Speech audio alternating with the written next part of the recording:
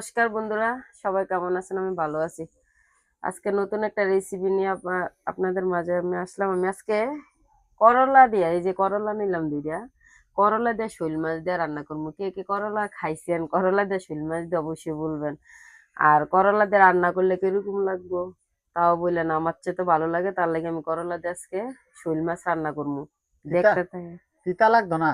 না, তিতা হ্যাঁ, লাগবে না।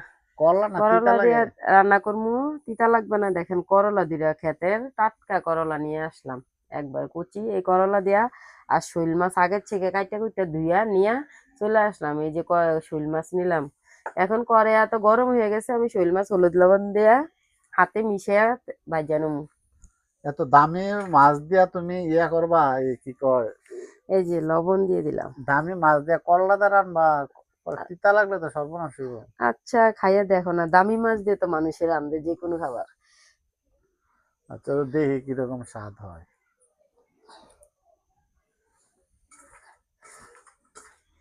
তেল ভালোভাবে গরম হয়েছে করে, মাছ হলুদ লবণ মাখা মাছ আমি দিয়ে দিলাম। এখানে শোল মাছ আমি রান্না করতে আজকে, শোল মাছ।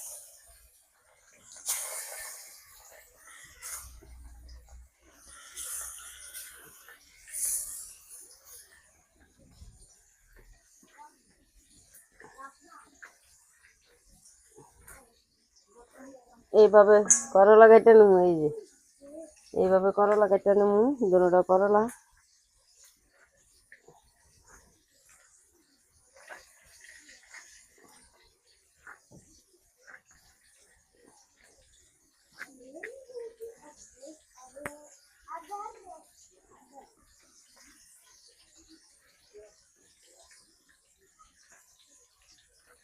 কোনো মাছ দিয়ে করলা খাওয়া যায়, শুধু শোল মাছ দেন আপনি কই মাছ দিয়েও রান্না করতে খেতে পারবেন, বড় অন্য কোনো মাছ দিয়ে রান্না করে খেতে পারবেন। করলা তরকারি অনেক ভালো খাইতে পারলে। তো আমি আজকে শোল মাছ দিয়ে রান্না করতেছি। মাছ এক পিঠ ভাজা হয়েছে, আমি উল্টিয়ে নেবো।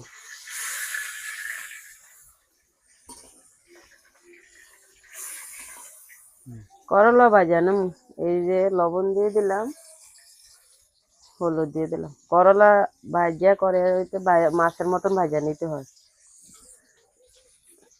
মাছ ভাজা হয়েছে, আমি নামিয়ে নেব।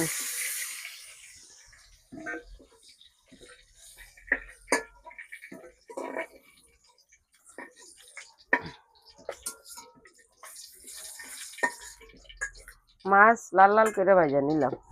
মাছ ভাজা তেলে আমি করলা ভাজা নেব।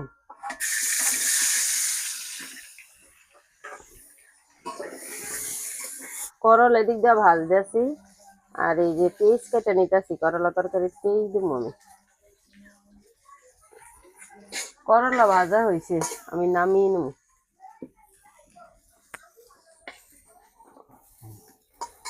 মাছ দেওয়া করলা রান্না করলে করলা কিন্তু একটু ভাজা নিতে হয় তেল দিয়া। পেঁয়াজ দিয়ে দিলাম।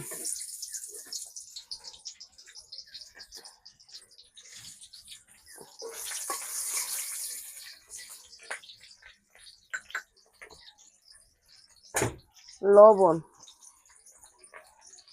পেঁয়াজ একটু ভালোভাবে ভাজা নেব। লবণটা দেওয়ার কারণ হলে পেঁয়াজ নরম হয়ে যাবে তাড়াতাড়ি, পেঁয়াজ ভাজা হবে।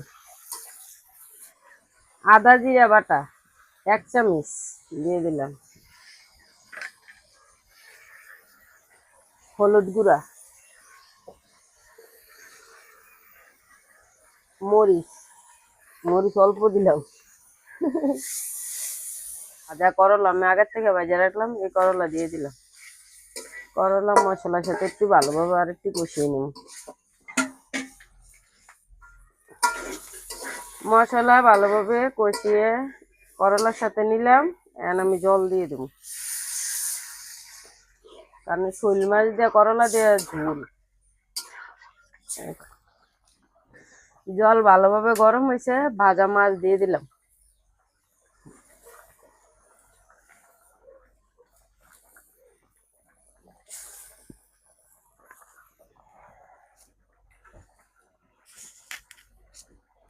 এখন তো ধনিয়া পাতার সিজন, ধনিয়া পাতা না দিলে তরকারি খাইতে বেশি ভালো লাগে না। ধনিয়া পাতা সবসময় পাওয়া যায়, এই কারণে তরকারির মধ্যে ধনিয়া পাতা দিলে স্বাদই অন্যরকম লাগে, খাইতেও ভালো লাগে। মাছের তরকারি হয়ে আছে না, মানে কিছুক্ষণ আগে আমি ধনিয়া পাতা দিয়ে দেবো। ধনিয়া পাতা দেওয়ার কারণ, ধনিয়া পাতা দিলে তরকারির একটা স্বাদ বাড়ে, একটা সুন্দর একটা গন্ধ আসে, তার জন্য ধনিয়া পাতা দেওয়া। ধনিয়া পাতা দিলে শীতকালে তরকারি খাইতে ভালো লাগে। আমি ধনিয়া পাতা দিয়ে দিলাম, ধনিয়া পাতা দিয়ে একটু হালকাভাবে একটু লাড়া দিয়ে নিব। আমার রান্নাটা কিরকম হইলো অবশ্যই কমেন্ট করবেন। এই শোল মাছ আর করলার তরকারি কেমন হয়েছে এটা অবশ্যই বলবেন, আর কে কোন জায়গা থেকে দেখছেন তাও বলবেন। তরকারি হয়ে গেছে, আমি একটা থাল নিলাম, আর নামিয়ে নেবো।